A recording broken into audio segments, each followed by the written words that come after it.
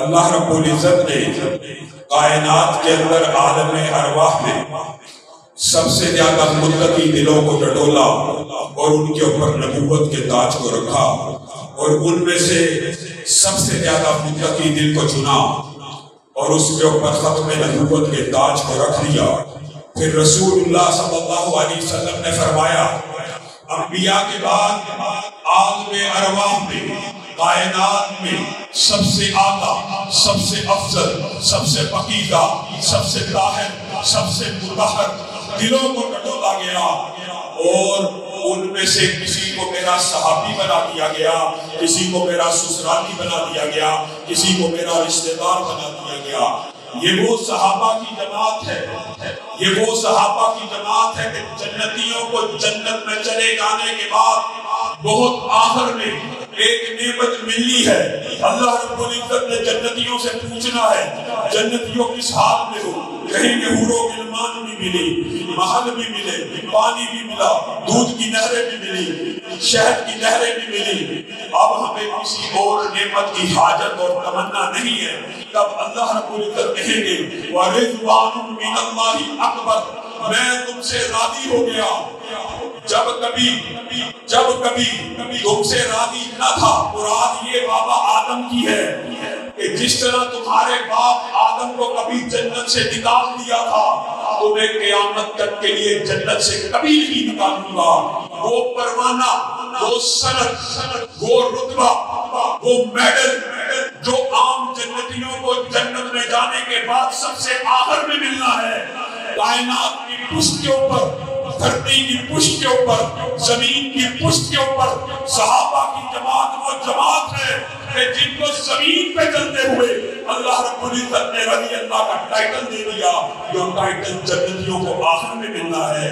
ان صحابہ کے بارے میں ہرگاہ سرائی کی جاتی ہے، ان صحابہ کے بارے میں زبانوں کو دراز کیا جاتا ہے، تو ان صحابہ کہ رسول اللہ صلی اللہ علیہ وسلم نے فرمایا ان کا اجر و ثواب، ان کا مقام و مرتبہ اگر کسی نے سمجھنا ہو، اٹھے بہت پہاڑ جتنا سونا چاندی ہیرے جواہرات خرچ کرے، اٹھے بہت پہاڑ جتنے پیسوں کو خرچ کرے، اٹھے بہت پہاڑ جتنے جواہرات کے انبار کو خرچ کرے، اور میرا ایک صحابی اٹھے اپنے ہاتھ سے گندم کو خرچ کرے، چاول کو خرچ کرے، جو کو خرچ کرے، اللہ کی قسم کوئی تم میں سے بہت پہاڑ جتنے سونے جواہرات ہیروں کو خرچ کر کے اس اجر و ثواب کو نہیں پہنچ سکتا جو میرا صحابی ہاتھ آٹے کو خرچ کر کے پہنچ جاتا ہے۔ یہ وہ صحابہ کی جماعت ہے، یہ ان صحابہ کی جماعت ہے کہ رسول اللہ صلی اللہ علیہ وسلم نے فرمایا جس نے حالت ایمان میں میرے چہرے کی زیارت کی، اس آنکھوں کے اوپر اللہ رب العزت نے جہنم کی آگ کو حرام کر دیا۔ یہ تو صحابہ کا مقام و مرتبہ ہے، ان آنکھوں نے رسول اللہ کی زیارت کی، ان آنکھوں کے اوپر جہنم کی آگ کو حرام کر دیا۔ لیکن صحابہ کا مقام و مرتبہ کیا ہے؟ یہ وہ آنکھیں ہیں جنہوں نے نبی کے چہرے کی زیارت کی ہے، اور اب کسی نے اگر ان آنکھوں کی زیارت بھی کر لی ہے تو اللہ رب العزت نے ان آنکھوں کے اوپر بھی جہنم کی آگ کو حرام کر دیا۔ آپ ان صحابہ کے بارے میں ہرزہ سرائی کرتے ہیں، کن صحابہ کے بارے میں؟ اور میرے بھائیوں، قرآن پاک میڈلوں سے بھرا ہوا، ٹائٹلوں سے بھرا ہوا۔ سیدنا امیر معاویہ کے بارے میں ہرزہ سرائی کی جاتی ہے، رسول اللہ کیا کہتے ہیں؟ آپ کیا کہتے ہیں؟ آپ ذرا اپنے گریبانوں کو ٹٹولیے، اللہ تعالیٰ سے ہاتھی بنا، اللہ تعالیٰ سے مہدی بنا، اللہ تعالیٰ اس کو ہدایت یافتہ بنا، اس کے ذریعے ہدایت کے قافلے چلا۔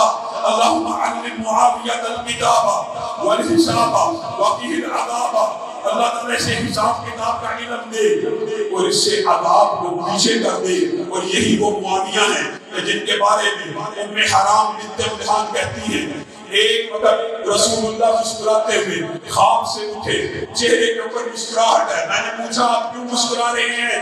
کہا میں نے ایک لشکر کو دیکھا ہے جو سمندر کے اوپر تختوں پہ بیٹھ کے میدان جہاد میں نکلا ہے، وہ پورے کا پورا لشکر جدی ہے، اس لشکر کے سربراہ کون ہے؟ سیدنا امیر معاویہ ہے، امیر البحر، ایڈمرل۔ آج بھی ایڈمرل کا جو ٹائٹل ہے اس خواب کی وجہ سے امیر البحر کا جو ٹائٹل ہے آج بھی گورے ان کو ایڈمرل کے نام سے یاد کرتے ہیں۔ یہ احترام کس کو ملا؟ امیر البحر کا سیدنا امیر معاویہ کو ملا۔ ہمارے معاشرے میں آپ کے ہمسائے میں ایک جہنم کا بیٹھا ہوا رافضیوں کا ایجنٹ، اہل سنت کا چوگا اوڑے ہوئے دن رات بنو امیہ کے بارے میں حرزہ سرائی کرتا ہے، سیدنا امیر معاویہ کے بارے میں حرزہ سرائی کرتا ہے۔ کس لیے؟ تاکہ آپ کو یہ مغالطہ ڈال سکے کہ یہ لڑائی بنو امیہ کی ہے، یہ لڑائی بنو ہاشم کی ہے۔ اللہ کی قسم، ایک کلیہ، ایک فلسفہ، ایک بات یاد رکھ لینا، اگر سیدنا امیر معاویہ سیدنا ابو بکر جیسے متقی بن جائے، سیدنا عمر جیسے متقی بن جائے تو ان کی تبرے سے محفوظ نہیں رہ سکتے۔ یہ جو صبح شام بنو امیہ کو گالیاں دیتا ہے، کیا حضرت عثمان بنو امیہ کا حصہ نہیں ہے؟ کیا سیدنا ابو سفیان بنو امیہ کا حصہ نہیں ہے؟ کیا سیدنا امیر معاویہ بنو امیہ کا حصہ نہیں ہے؟ یہ کیا بات ہوئی کہ آپ ایک قوم کے پیچھے پڑ جائے کہ وہ سارے ہی ایسے ہیں، سارے ہی ایسے ہیں؟ عقل کے اوپر پردہ۔ لیکن میری اور آپ کی غیرت کب جاگے گی؟ کب جاگے گی؟ ہم صحابہ کے بارے میں اللہ کی سنت کو بھول چکے۔ اللہ کی سنت صحابہ کے بارے میں کیا ہے؟ ایک رسول اللہ کی سنت ہے کہ رسول اللہ صحابی کو برا بلا کہنے والے کے جنازے کو پڑھانے سے انکار کرتے ہیں، اور ایک اللہ کی سنت ہے وَإِذَا قِيلَ لَهُمْ آمِنُوا كَمَا آمَنَ النَّاسُ قَالُوا أَنُؤْمِنُ كَمَا آمَنَ السُّفَهَاءُ أَلَا إِنَّهُمْ هُمُ السُّفَهَاءُ۔ جو کوئی صحابہ کو سفہاء کہے گا، اللہ کہتا ہے وہی سب سے بڑا بیوقوف ہے۔ جو کوئی صحابہ کے بارے میں کہے گا ہم صحابہ کا ٹھٹھا اڑاتے ہیں تو اللہ کہتا ہے میں ان کا ٹھٹھا اڑاتا ہوں۔ قرآن پاک اٹھائیے، آپ نے جواب دینا ہے، آپ کا زیادہ وقت نہیں لینا، وقت بیت چکا ہے، وقت کافی زیادہ گزر چکا ہے۔ حضرت شیخ بیٹھے ہوئے ہیں، انہوں نے اپنی گزارشات کو آپ کے سامنے رکھنا ہے، لیکن میں نے بھی ایک درد دل آپ کے سامنے رکھنا ہے۔ بتائیے قرآن پاک میں جو میڈل ملے مفلحون کے، وہ کس کو ملے؟ راشدون کا ٹائٹل ملا کس کو ملا؟ متقون کا ملا کس کو ملا؟ رحماء بینہم کا ملا کس کو ملا؟ اشداء علی الکفار کا ملا کس کو ملا؟ اور نبی کے پروانے کون؟ نبی کے دیوانے کون؟ نبی کے اوپر وفادار ہونے والے کون؟ نبی کے جانشار کون؟ نبی کے چوکیدار کون؟ نبی کے پہرےدار کون؟ بہت میں لڑنے والے کون؟ حضرت میں لڑنے والے کون؟ آج یہ صحابہ کی دھول چلا اشرف یامین کے اس آقا باقر نجوی کے کام میں پڑنی چاہیے، اس سید شرافت کے کام میں پڑنی چاہیے کہ پاکستان کی دھرتی کے اوپر جب تک اہل سنت زندہ ہے، اہل حدیث زندہ ہے، دیوبندی زندہ ہے، بریلوی زندہ ہے، سیدنا ابو بکر کی توہین کی برداشت نہیں کریں گے، عمر کی توہین کی برداشت نہیں کریں گے، معاویہ کی توہین کی برداشت نہیں کریں گے، ابو سفیان کی توہین کی برداشت نہیں کریں گے۔ ہمارا یہ نعرہ ہوگا، ہماری یہ تصویر ہوگی، ہمارا یہ ورد ہوگا، صحابہ صحابہ صحابہ صحابہ صحابہ صحابہ صحابہ صحابہ صحابہ۔ اور کوئی اگر ان صحابہ کے بارے میں یہ عقیدہ رکھتا ہے کہ ابو بکر سے لے کے سیدنا امیر معاویہ تک کوئی ایک بھی صحابی جنتی نہیں، تو علامہ شریف کے اس ادنا سے بیٹے سے طالب علم سے مبارے کا چیلنج قبول کرے، تعالوا ندعو ابناءنا وابناءکم ونساءنا ونساءکم وانفسنا وانفسکم ثم نبتہل فنجعل لعنۃ اللہ علی الکاذبین۔ اس مباہلے کے لیے آ جاؤ یا میدان میں آؤ، ہمارا دعویٰ ہے ابو بکر کی انس سے لے کے معاویہ کی یاہے تک ہر صحابی نبی جنتی جنتی، ہر صحابی نبی جنتی جنتی۔ آج حیدرآباد کے اندر آپ کو سکون کی نیند آ جاتی ہے، آپ غفلت میں ہیں۔ سیدنا عمر کے پتلے کو جلایا گیا، کہاں گئی اہل سنت کی غیرت؟ کہاں ہے اہل حدیث؟ کہاں ہے دیوبندی؟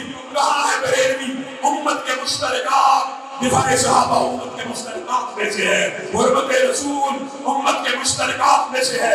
وہ صحابہ جنہوں نے جانوں کی قربانی دی، جنہوں نے خون کو بہایا، جنہوں نے رسول اللہ کی حق میں نبوت کا پہرا دیا، ان صحابہ نے اپنی جان دی۔